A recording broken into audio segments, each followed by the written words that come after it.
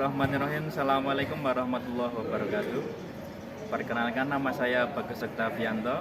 Saya mahasiswa PPG dalam jabatan batch 2 tahun 2023 LPTK UIN Raden Mas Said Surakarta. Saya merupakan guru pendidikan agama Islam di SMA Negeri Gondang Rejo Karanganyar. Adapun model pembelajaran yang akan saya gunakan pada materi bab 2 Syu'abul Iman kali ini adalah model problem based learning. Semoga video ini bermanfaat dan selamat menyaksikan.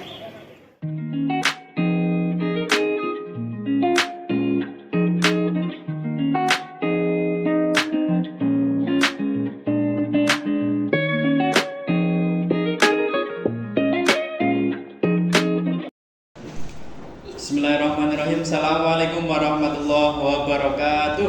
Waalaikumsalam warahmatullahi wabarakatuh.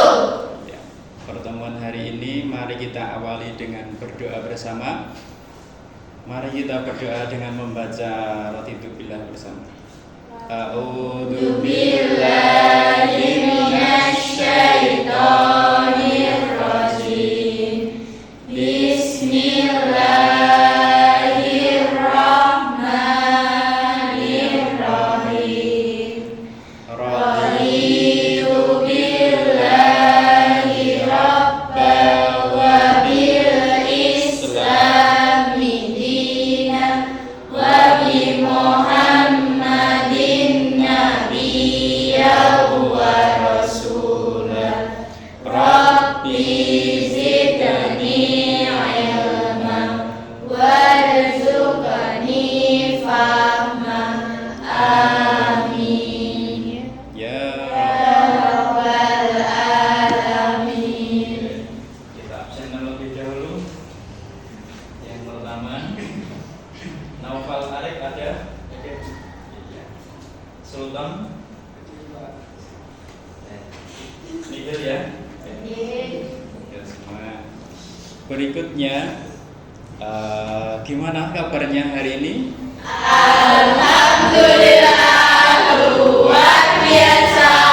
Allahu Akbar. Oke, berikutnya kita persepsi dulu. Jadi ketika Pak Guru tanya cepat, kalian jawabnya juga cepat ya. Iya. Apa warna kerudung Alodia? Putih. Warna baju Ola? Putih. Warna lantai? Putih. Ya wis, papan tulis? Putih. Kerudungnya Nasya? Putih. Maskernya Tristan? Putih. Sapi minum? Sapi minum? Air. Berarti konsentrasi. Coba sekarang tepuk 1 berarti 1, tepuk 2, 2, tepuk 3. Kalau tepuk 3 berarti 3 ya. Gitu, oke siap. Ya, tepuk 1, 2, 3. 3. Baleni tepuk 1, tepuk 2, tepuk 3. 1, 2, 1, 3. Iya. Berarti semuanya sudah konsentrasi. Nah, jadi belajar itu sangat penting sekali ya anak-anak. Jadi kita perlu belajar itu biar apa? Ada yang tahu? Pinter. Kenapa gitu? Biar pintar. Jadi tanpa ilmu kita itu seperti apa? Seperti keras, seperti manusia purba. Jadi ada cerita, ada 4 orang sholat jamaah. Yang nomor 1 jadi imam, yang nomor 2 sampai ketiga itu jadi makmum. Karena semuanya tidak berilmu itu, akhirnya terjadi kesalahan. Nah, ada salah satu jamaah itu kentut. Kemudian jamaah yang lain itu malah bilang, sopo sing kentut ini. Akhirnya yang satunya malah bilang, sholati meneng kaya aku ini. Kemudian dia sholat zuhur berjamaah, sholatnya itu 5 rakaat. Ketika rakaat kelima imamnya itu salah, yang belakang bingung mau membenarkan, tidak tahu caranya karena tidak berilmu, akhirnya apa? Sarungnya imam di beret, padahal hanya pakai CD, akhirnya terlihat. Itu perumpamaan orang yang tidak berilmu. Jadi seharusnya kita itu harus berilmu biar ketika beragama itu bisa mendapatkan ridha Allah. Orang yang pandai itu pasti derajatnya lebih tinggi daripada orang bodoh. Jepang itu mampu membangun itu karena punya banyak guru, punya ilmu. Orang yang pandai atau orang yang berilmu itu pasti dibutuhkan, pasti dicari. Makanya kita wajib belajar, gitu ya. Nah, jadi tujuan pembelajaran pada pertemuan kali ini ada 3 ya anak. Yang pertama adalah siswa diharapkan mampu menjelaskan ini pengertian dalil macam manfaat syu'abul iman dengan benar. Yang kedua, mampu mengemukakan contoh penerapan syu'abul iman. Kemudian yang ketiga, mampu menganalisis problematika syu'abul iman yang ada di lingkungan sekitar. Jadi ada 3 itu. Untuk mengingat yang pertama itu mudah. Jadi ini ada makna pengertian dalil macam dan manfaat atau biasa disingkatnya MPD MM. M itu makna, B pengertian, D dalil, M macam, dan M manfaat. Seperti gelarnya Bu Sulistiani ya, MPD MM.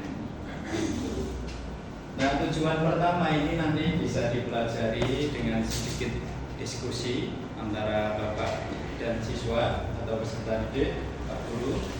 Kemudian yang kedua dan yang ketiga, tujuan pembelajarannya nanti melalui problem based learning atau diskusi kelompok. Nah, itu tujuan pembelajaran pada hari ini. Nah, untuk mempersiapkan pembelajaran pada hari ini, kita perlu belajar dulu model pembelajaran apa yang akan kita laksanakan. Jadi nanti ada model problem based learning. Jadi setiap siswa nanti mengidentifikasi atau menemukan masalah yang berkaitan dengan syu'abul iman terlebih dahulu. Ya, jadi nanti dikelompokkan, kemudian setelah itu menemukan masalah yang berhubungan dengan syu'abul iman yang ada di sekitarnya. Itu tujuan pembelajaran yang ketiga tadi ya, menganalisis problematika syu'abul iman yang ada di sekitar. Kemudian yang kedua, mengorganisasikan perencanaan. Jadi kelompoknya itu mau diapakan, kita diskusinya ke arah mana, nanti saya kasih petunjuk LKPD. Kemudian yang ketiga, saya membimbing penyelidikan setiap kelompok. Dan berikutnya menyajikan atau mempersiapkan perencanaan laporan. Terakhir, siswa presentasi atau menyajikan laporan. Nah, itu model pembelajaran yang akan kita lakukan. Nah, pada pertemuan kali ini kita akan belajar syu'abul iman. Nah, materinya kita bagi menjadi 4 pertanyaan pokok ya. Yang pertama, apa? Apa itu pengertian iman? Apa itu pengertian syu'abul iman? Kemudian bagaimana contoh penerapan syu'abul iman, penerapan syu'abul iman? Kemudian mengapa kita perlu belajar syu'abul iman? Dan yang keempat, untuk apa atau manfaat mempelajari syu'abul iman? Oke, yang pertama, apa ini bisa kita bagi menjadi 2 ya.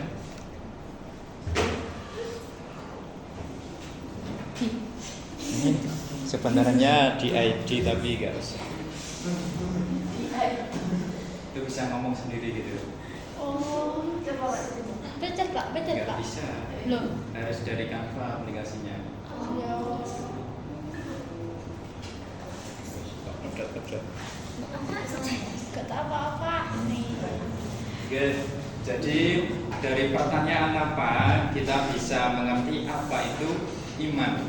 iman itu sebelum ke syu'abul iman. Iman itu ada 4. Jadi menurut 4 ahli, yang pertama menurut Imam Syafi'i, iman itu adalah ucapan, perbuatan, dan niat. Semuanya harus bergabung jadi satu, bisa disebut iman. Sedangkan at-Tahawi, iman itu pengakuan lisan dan hati saja. Kemudian menurut Ibnu Katsir itu sama, keyakinan, perkataan, perbuatan, sama Imam Syafi'i. Dan Imam Bukhari itu mengatakan bahwa iman itu bisa naik turun, bisa tipis, bisa tebal, bisa naik, bisa turun, bisa bertambah, bisa berkurang. Nah, dari pengertian iman kemudian kita ke pengertian syu'abul iman. Seperti ini tadi. Jadi syu'abul iman itu artinya, syu'ab itu cabang, iman itu Iman itu keyakinan. Berarti cabang-cabang keyakinan. Nah, bisa dikembangkan lagi sebenarnya, macam-macamnya apa, ada 3, yaitu cabang niat atau hati, kemudian cabang lisan, dan yang ketiga perbuatan. Nah, bagaimana cara menerapkannya nanti bisa diskusi ya lewat PPL. Kemudian mengapa kita perlu belajar syu'abul iman? Bagaimana kalau tidak ada orang yang beriman di dunia ini? Apa yang terjadi? Hancur. Enggak, Ding. Hancurnya bagaimana? Enggak tahu, Ding. Kayak orang kayak liar. Ya, orang jadi liar. Bayangkan orang tidak takut dosa, dia akan mencuri tidak? Mencuri. Apakah dia takut ketika merampok? Tidak. Ketika berzina? Tidak. Ketika apa lagi ya? Membunuh orang? Tidak. Bermain judi? Tidak. Tidak ada yang ditakuti sama sekali. Maka semuanya akan saling membunuh. Maka seperti hukum rimba, siapa yang kuat yang akan menang. Ya betul. Maka dunia akan hancur. Hancur dalam arti mungkin manusia akan berperang saudara atau saling membunuh, gitu ya. Itu akibat dari orang tidak beriman kepada Allah. Gitu. Terakhir manfaatnya mempelajari syu'abul iman untuk apa? Mendapatkan ridha Allah, apalagi meluruskannya, memperkuat iman. Nanti orang yang berbuat baik pasti masuk surga, terhindar dari api neraka. Punya banyak teman tidak? Punya. Menambah teman. Tambah tenang atau gelisah hatinya? Tenang. Itu manfaatnya dapatnya. Nah, berikutnya kita akan melaksanakan problem based learning yang pertama, yaitu pembagian kelompok terlebih dahulu. Nah, kemarin Pak Guru sudah mendapatkan data dari guru BK, dari Pak Hafid, bahwa kelas 10 semuanya sudah dites gaya belajar. Jadi nanti saya sendirikan. Ini yang di sini nanti kelompok gaya belajar audio, nanti yang di sana visual, kemudian yang di sini kinestetik, yang di sana kinestetik, kemudian yang di sini bisa audio dan di sini visual. Gitu ya. Oke, boleh sesuai kelompoknya?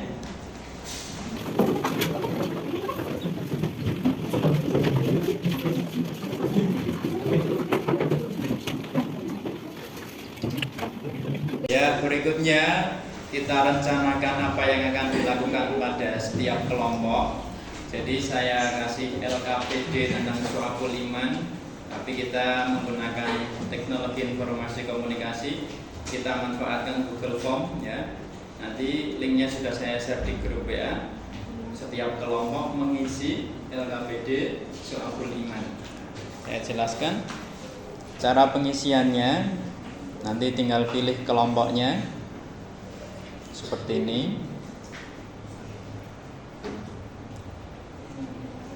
Seumpama kelompok 1 berarti pilih 1. Kemudian nama anggota kelompok ditulis siapa saja. Kemudian bawahnya problematika soal iman itu diisi analisis kalian, harus berdasarkan analisis, bukan kopas dari internet atau buku. Jadi peristiwa yang ada di lingkungan kalian itu yang mencerminkan perilaku itu tidak beriman kepada Allah. Seumpama ada orang ngadu ayam jago Bangkok, nah itu kan perilaku tidak beriman. Mungkin ada kotak infak masjid yang hilang, nah itu berarti termasuk perilaku tidak beriman.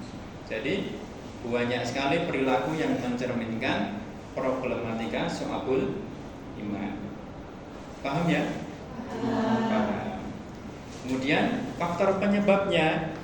Jadi setiap kelompok kan mungkin ada yang 2 orang, ada yang 3 orang. Setiap orang itu wajib menyumbangkan satu pikirannya.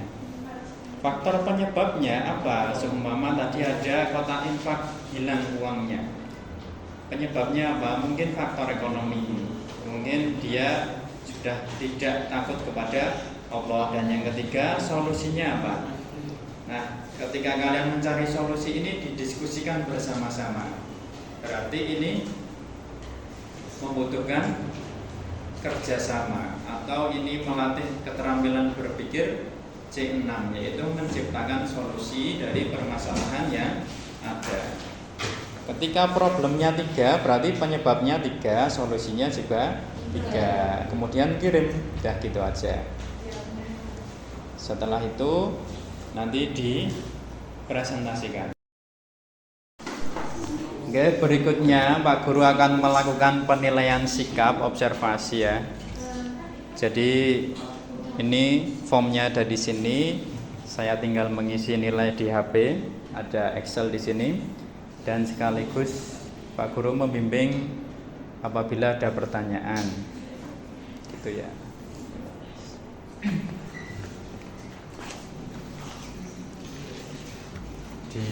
Ada yang ditanyakan?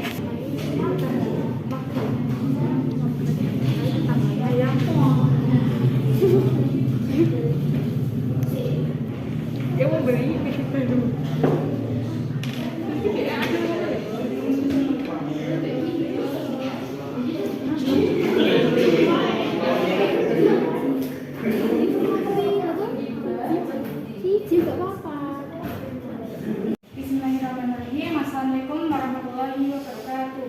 Waalaikumsalam warahmatullahi wabarakatuh. Tujuannya kami di sini ingin mempresentasikan hasil diskusi dari tugas yang dibahas oleh kampus. Jadi ada problematika tentang menyimpangnya suatu sikap yang tidak sama dengan suatu ini, yaitu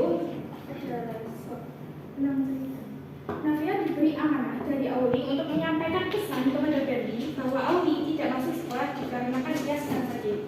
Namun Nafia tidak menyampaikan pesan tersebut kepada Berdi. Penyebabnya, Nafia tidak suka dengan Auli dikarenakan ia dekat dengan Berdi. Solusi: memberi tahu Nafia bahwa seharusnya ia berteman dengan siapa saja dan tidak pilih-pilih teman. Mungkin ada pertanyaan dari teman-teman. Perkenalkan, nama saya Dani. Saya ingin menanyakan bagaimana apabila kita tidak disukai oleh seorang teman, bagaimana cara kita menyikapi agar dia tidak marah? Ya, terima kasih. Cara menyikapinya adalah dengan bersabar dan sebisa mungkin tidak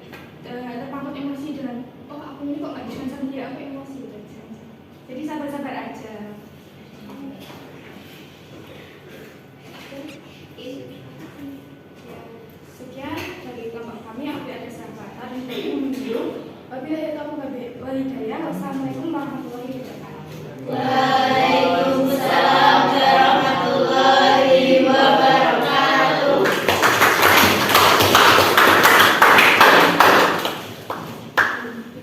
Jadi kalau kita kaitkan dengan moderasi beragama, materi tentang Syu'abul Iman itu ada banyak sekali.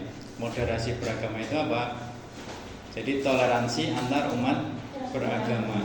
Jadi orang-orang yang mungkin ada kasus bom bunuh diri, ada seorang yang mengaku muslim kemudian mengebom ketika hari Natal, kan sebentar lagi hari Natal tanggal 25 nanti. Nah, itu biasanya kan kesannya cenderung orang Islam berjihad di jalan Allah, padahal pembunuh diri itu cenderung kepada apa? Bunuh diri. Jadi dia itu bukan berjihad di jalan Allah, tetapi malah bunuh diri. Nah, padahal di dalam Islam bunuh diri itu dilarang, sangat dilarang. Tapi doktrinnya sebagian golongan umat Islam, pembunuh diri adalah jihad atau mati syahid. Tetapi yang jadi korban adalah manusia juga. Orang mengira orang yang di luar Islam itu kafir, halal darahnya, padahal tidak. Seharusnya yang boleh dibunuh adalah orang kafir yang memerangi orang Islam atau kaum muslim. Jadi ketika ada orang non-Islam tidak memerangi kita, maka boleh membunuhnya gitu.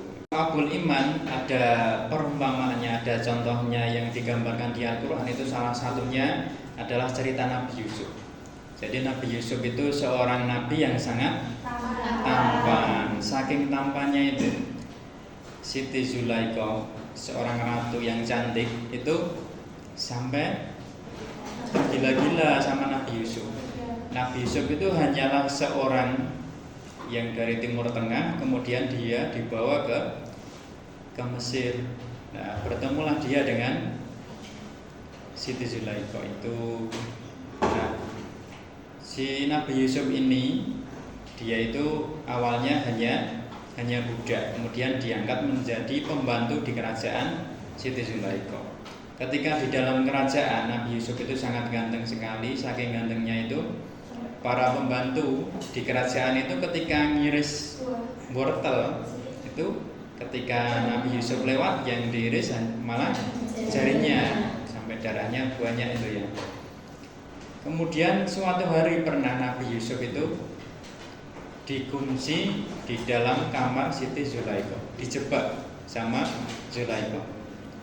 Itu ketika manusia biasa berhadapan dengan seorang ratu yang cantik terus dikunci di kamar, itu kalau manusia sekarang itu laki-laki mau tidak?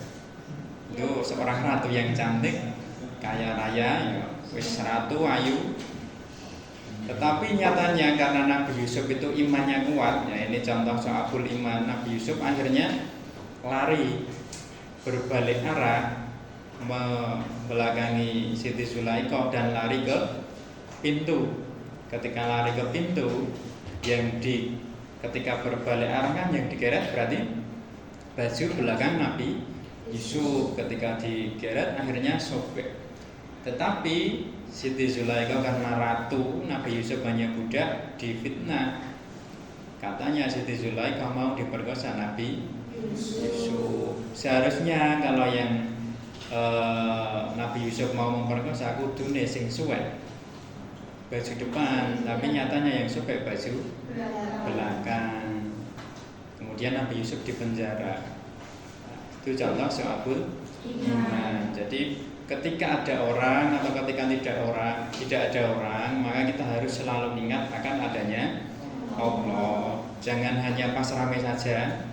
Pas rame kita sholat khusyuk donga, ya Allah jangan masukkan saya ke neraka, nanti nangis ya. Tapi ketika di rumah sendirian malah nonton yang tidak dan lain sebagainya gitu ya. Ya intinya iman itu harus selalu dimanapun dan kapanpun. Nah kita sudah di penghujung pertemuan kedua. Jadi di akhir pertemuan ini adalah asesmen sumatif dari bab 2 Syu'abul Iman. Jadi Pak Guru akan memberikan soal, nanti soalnya di Google Form saya share linknya. Jadi setiap siswa nanti silakan mengerjakan. Setelah itu kalau ada yang di bawah 60 berarti remedi, kalau 60 atau lebih itu tidak remedi. Bagi siswa yang sudah tidak remedi nanti bisa browsing masalah Syu'abul Iman atau membaca buku di perpustakaan. Bagi yang remedi nanti bisa saya kasih pembelajaran yang baru bersifat mandiri. Oke. Kalau nanti banyak berarti dengan kelompok. Kalau banyak yang remedi berarti kita ulangi lagi pembelajaran bab 2. Oke. Silakan HP-nya dibuka. Sudah ada linknya? Boleh mulai dikerjakan.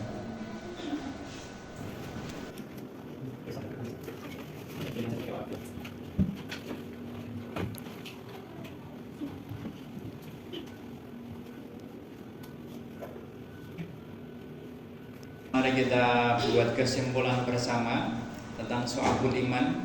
Jadi apa yang kita simpulkan pada pertemuan hari ini? Ada yang mau jawab? Syu'abul Iman adalah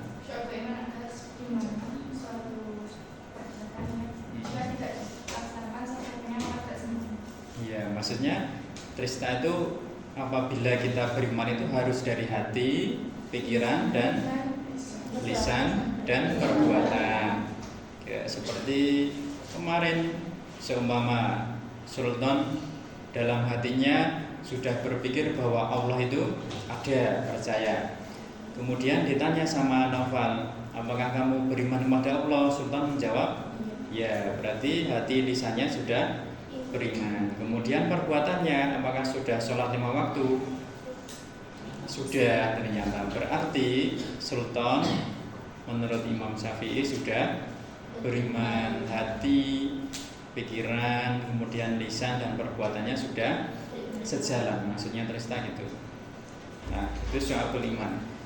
Jadi macam Syu'abul Iman dibagi menjadi 3, dari hati atau niat, kemudian lisan, kemudian perbuatan. 3 itu ya. Kemudian mari kita refleksi bersama. Apakah ada masukan tentang problem based learning tadi diskusinya? Tidak. Jadi silakan nanti setelah mengetahui Syu'abul Iman diterapkan dalam kehidupan sehari-hari biar kita nanti mendapat ridho dari Allah Subhanahu wa Ta'ala. Dan terakhir nanti minggu depan ketika sudah mendekati mid semester, sebelumnya kita pelajari dulu bab 3, yaitu tentang bab 3 tentang berfoya-foya, sum'ah, hasad, sum'ah, takabur. Oke, gitu ya.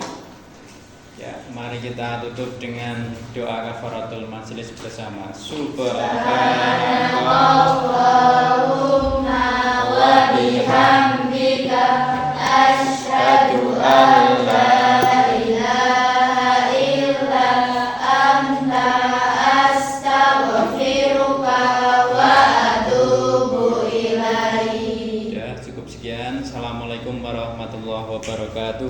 Waalaikumsalam.